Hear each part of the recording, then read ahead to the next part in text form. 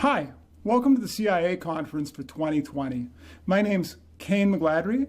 I am a CISSP. I'm also the cybersecurity strategist for Ascent Solutions, and I'm a senior member of the Institute of Electrical and Electronics Engineers. In today's talk, I'm going to be discussing the 3 most common cyber attacks and how each of us can deter, deny, and defend against those.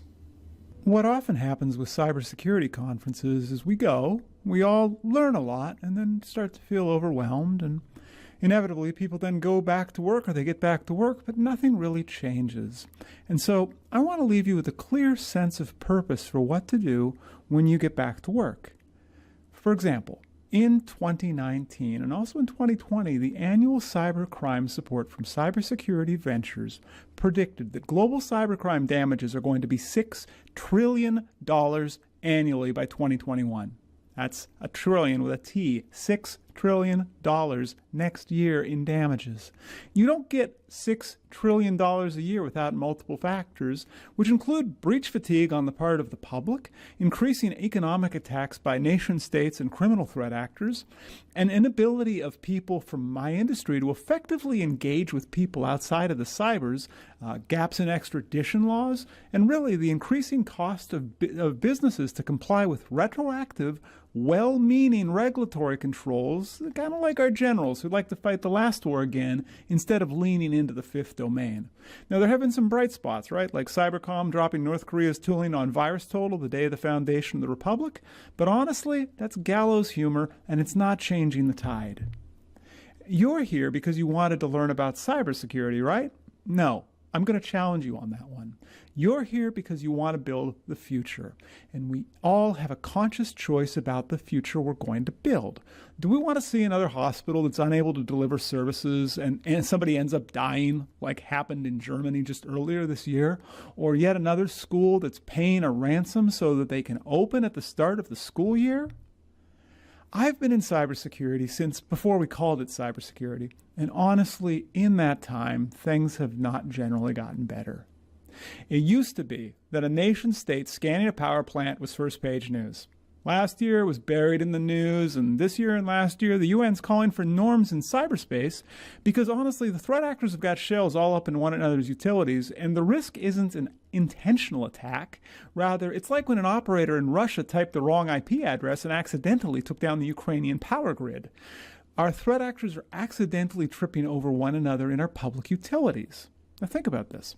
When Target got hit, it was a big deal. And when Home Depot got shelled, again, it was a big deal. When Equifax lost the personal data for half the adults in the United States, that was a big deal. When Marriott got owned, a breach that affected hundreds of millions of citizens from multiple countries, you'd think that'd be a big thing.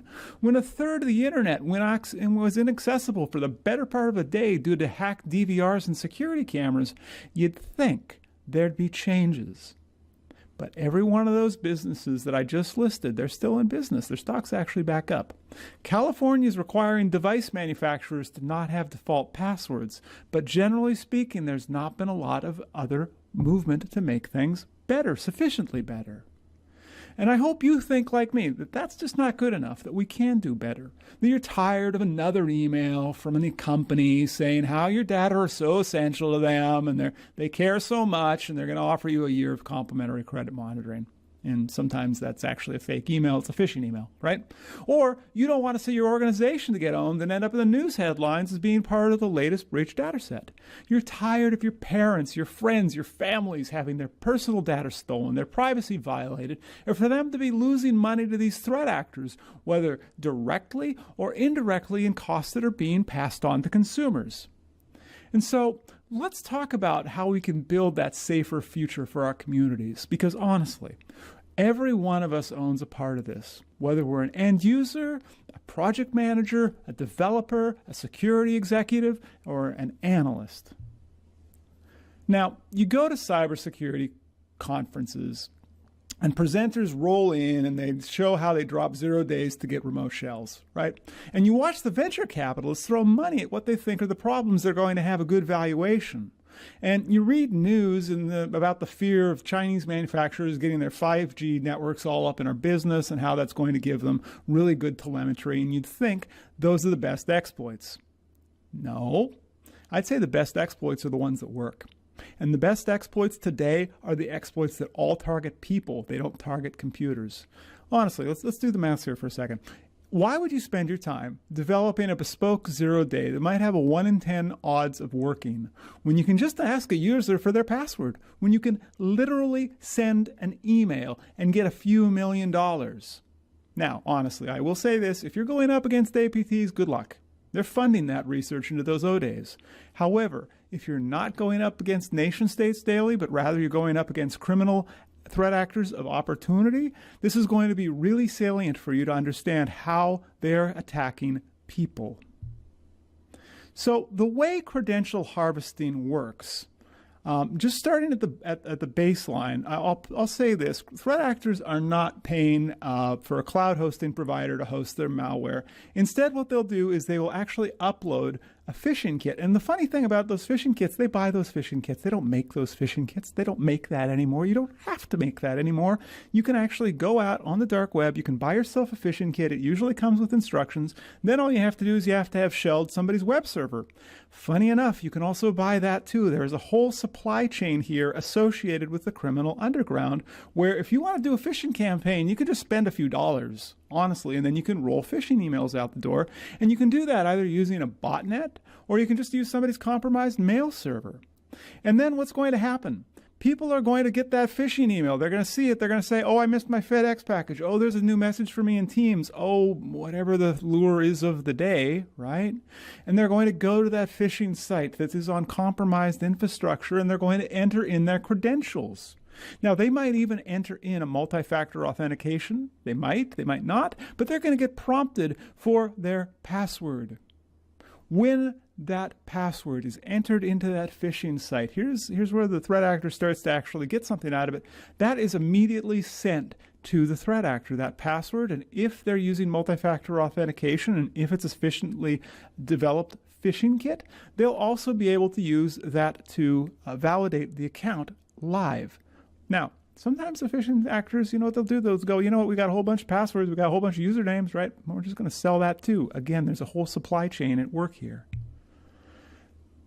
Now, another way that they target people is, just think about this. Back in October of last year, AutoClerk, they had an S3 bucket up on the internet, and they leaked the details of 179 gigs of data for travel or reservations. Those included the travel plans for U.S. government and military personnel. So that included people like U.S. Army generals who are traveling to Moscow or Tel Aviv and many other destinations. And that data included their email addresses, their phone numbers, and other sensitive data like unencrypted login credentials. What's funny? Adobe, they're like, hold my beer. Less than a week later, they lost 7.5 million user records, including email addresses and the products that were used by the customers. Again, it was because of a misconfiguration. The threat actors know that misconfigured storage on the internet remains to be a problem, even though it's 2020 and even though we all should know better.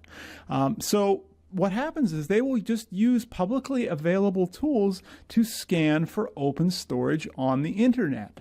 Then they're going to just use the same developer tools that if you're a software developer that you would use to configure that. So if you're attacking an AWS S3 bucket, you're just going to use a command line utility. And then depending on the level of misconfiguration, and this is where having configuration control management is so essential, what they're going to be able to do is they could change the access rights, or they could get a listing of the files, or they could actually write the files. That's an interesting scenario. That's how you can upload yourself a phishing kit.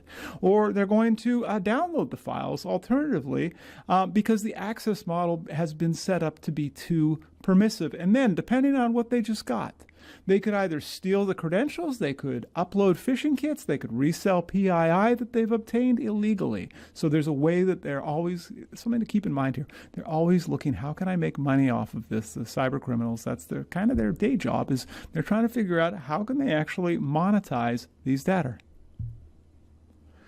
So the other way that we see attacks happen in the wild right now is what's called a credential spraying attack. And these ones are interesting. Because what will happen is a threat actor there shown on the left is going to use a botnet. Now, botnets are fairly cheap. You can rent a botnet. I wouldn't recommend doing that ethically, but they are available like anything else. If you pay money, you can rent the botnet.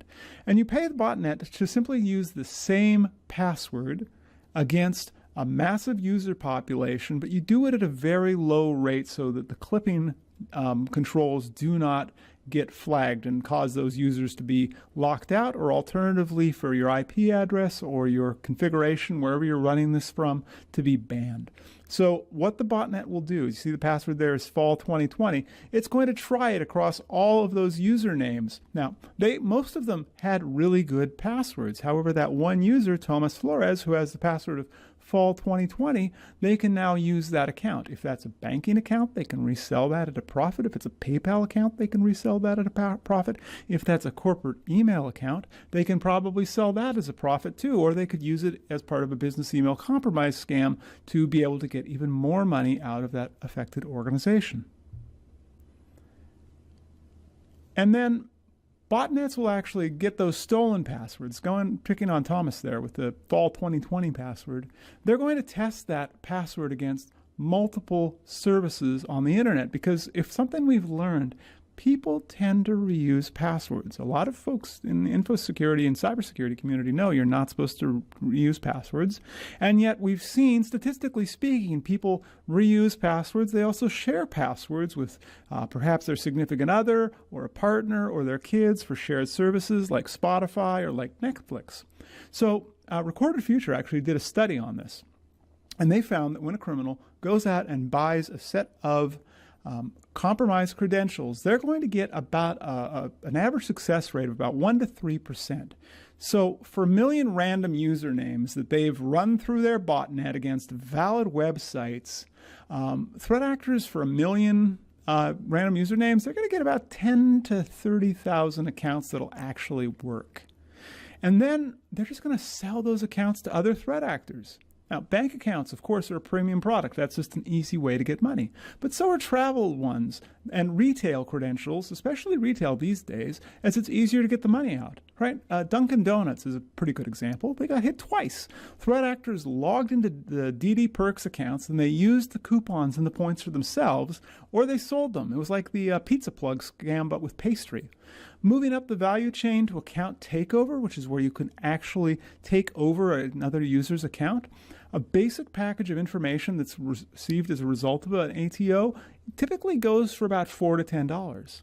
Now, if you get a more robust package of info that has, say, a victim's financial information and maybe some additional PII, like a driver's license or a passport scan, those usually go for a range of $30 to $60. So if you think about this, if you just start by buying some cheap usernames and cheap passwords that have already appeared in breaches, and you run it through a botnet, there's a pretty clear way to cash out on this. Threat actors know this. They are turning a profit based on this. So here's a view of those data I was speaking of, saying just on a 1% success rate if you're doing on 100,000 credentials that are for resale here, right? And there's a study last year from RSA. 73% of people admitted reusing their passwords. Funny enough, this is kind of controversial here, but it turns out baby boomers were the least likely to reuse passwords, right? And Google also did a study, and they showed that 1.5% of all logins worldwide were reused. So if you spend about $150 for some software to configure your botnet, to configure your credential stuffing kit, and then you buy a database of about 100,000 stolen credentials, $150. Of course, you'll have to pay that via Bitcoin or Monero or whatever the cryptocurrency du jour is.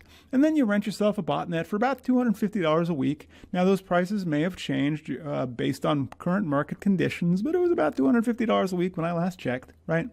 If you run 100,000 credentials through that, right, assuming we get a 1% hit rate, you can actually get a gross profit margin of about 97.5%. And the maths are up there on screen, which is a really good profit margin for not much work. What are we doing? We're buying something, we're configuring something, we're renting something, and on the back end you get money. This is why the economics of being a threat actor, assuming you've got perhaps a different set of ethics, than everyone who's attending this conference. If you've got that different set of ethics and you're motivated, you certainly can turn a profit, and that's what we are fighting against.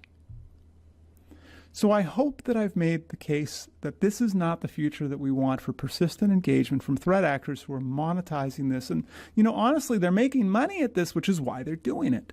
So if you're a person who considers yourself a developer, if you're creating applications, whether you're creating them on premises or you're creating them in the cloud, whether they're commercial or open source, doesn't matter. You've got a responsibility to your employer.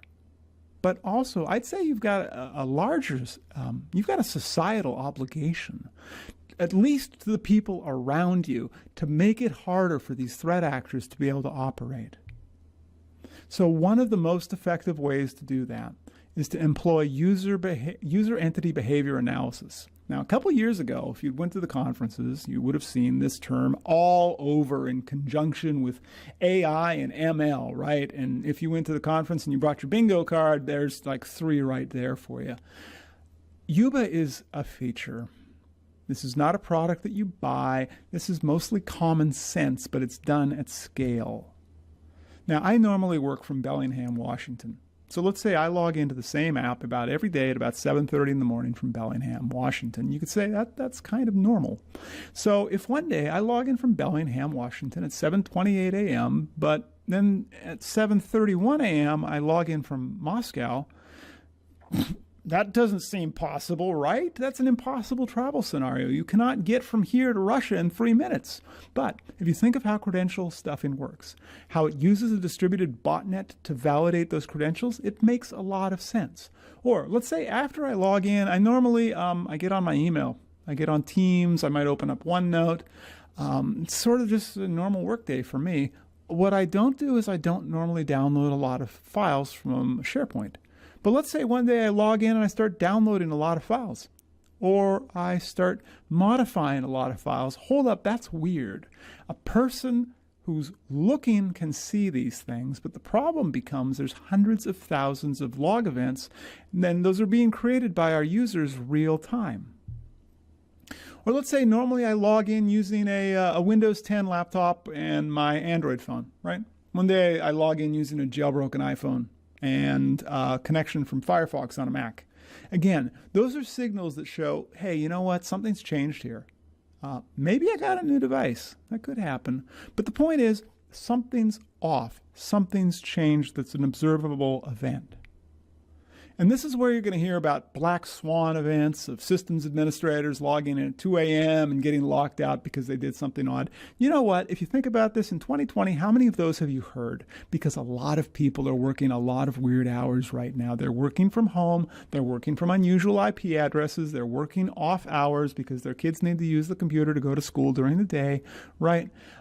We have not seen a lot of black swan events. And what's happening, thankfully, what happens when a user does something weird, a lot of the successful applications today are having them re-authenticate. They're having them prove the person doing the operation is the person who's actually associated with those credentials. Now, obviously, just asking them, hey, can you type in your password again? That's stupid because it doesn't work if you've got a situation where those user credentials have been compromised. So that's a feature I want you to consider building into your applications. Have your users have multi-factor authentication by default. Have it be something that's opt-out, not opt-in, and please don't use SMS-based authentication. Now, somewhere out there, somebody's watching this and you're a product manager and you just thought, oh no, that's going to reduce market share. That's a terrible recommendation. You know what? Getting owned and disclosing a breach to your millions of users is going to cost you a lot of market share too. There's also an ethical issue here, right?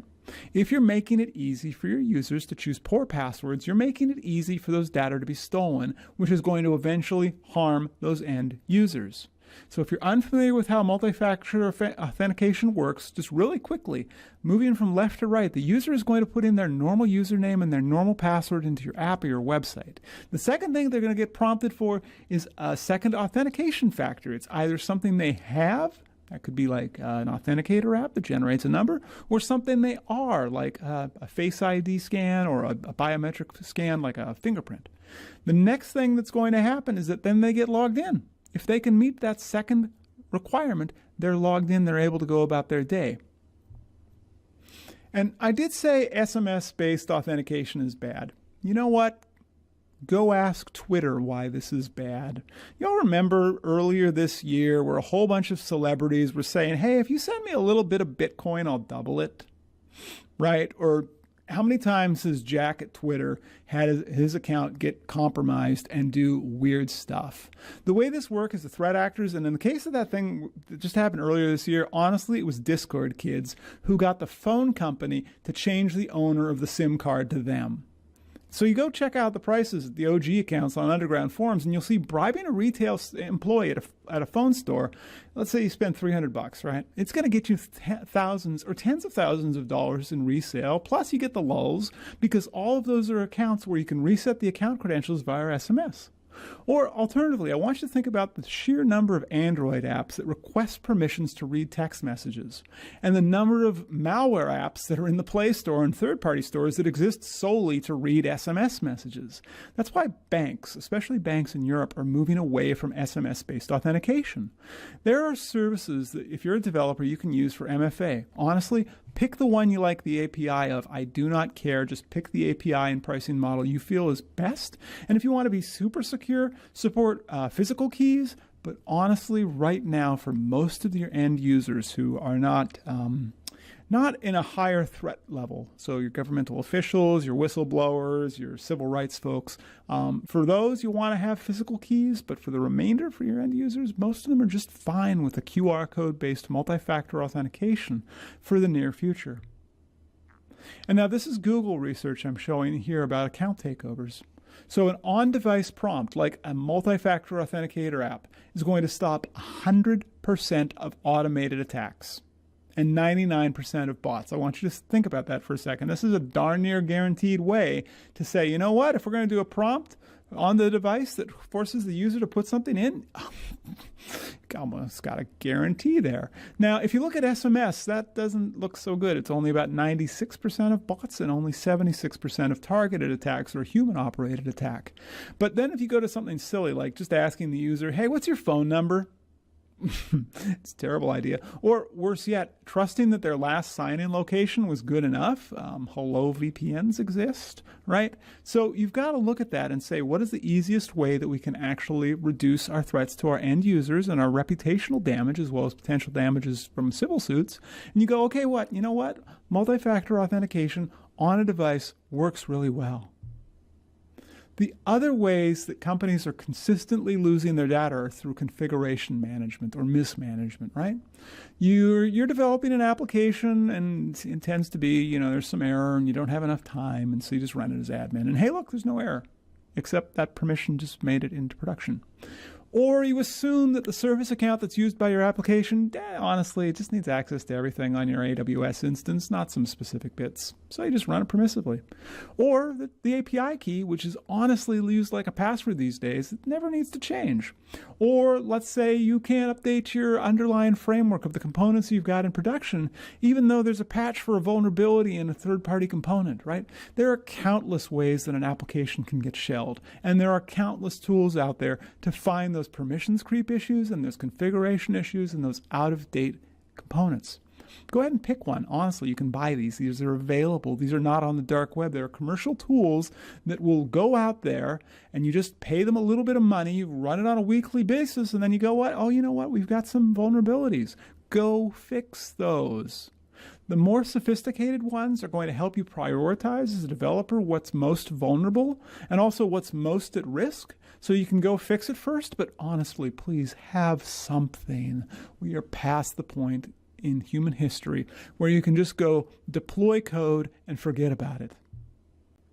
So we've seen how threat actors collect and then collate and then profit from stolen user credentials, and we've talked about how application developers can deter and deny those threats at scale.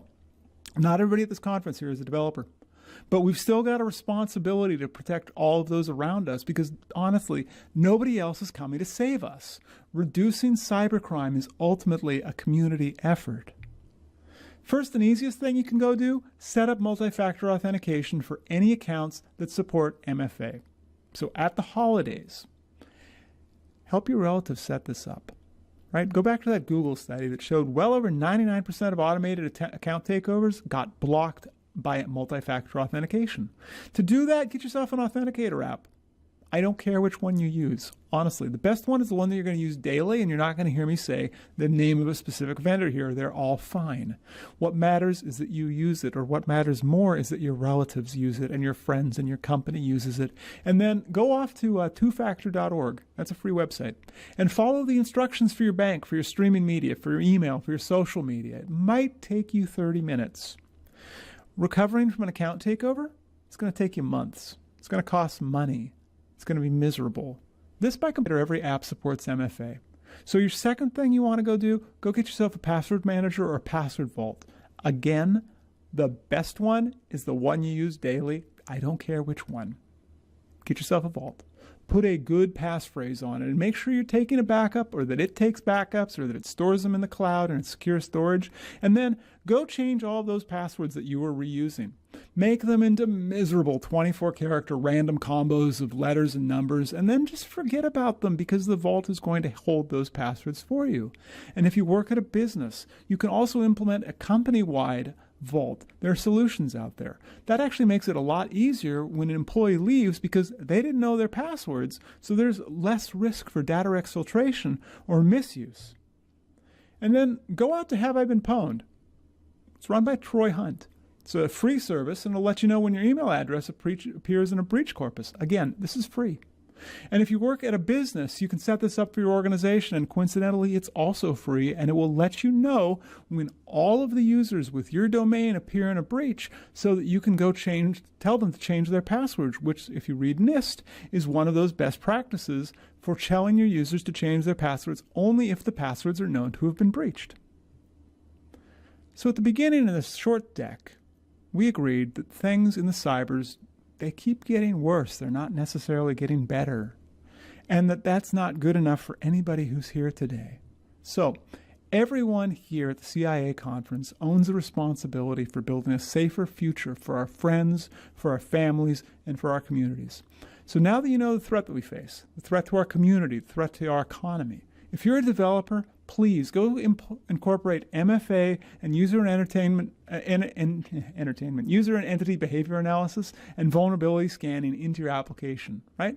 And if you're not a developer, go help everyone you know that you're going to spend time with over the holidays this year to set up MFA, set up a password vault, and set up notifications via Have I Been Pwned? So, thank you so much for attending. If you want to follow me on Twitter, I'm at Kayne McGladrey. My LinkedIn is up there as well as my own personal website. And if you'd like to learn more about Ascent Solutions, we are at meetascent.com. And if you want to drop me a note, my email's up on the screen too. Thanks so much, and enjoy the rest of this conference.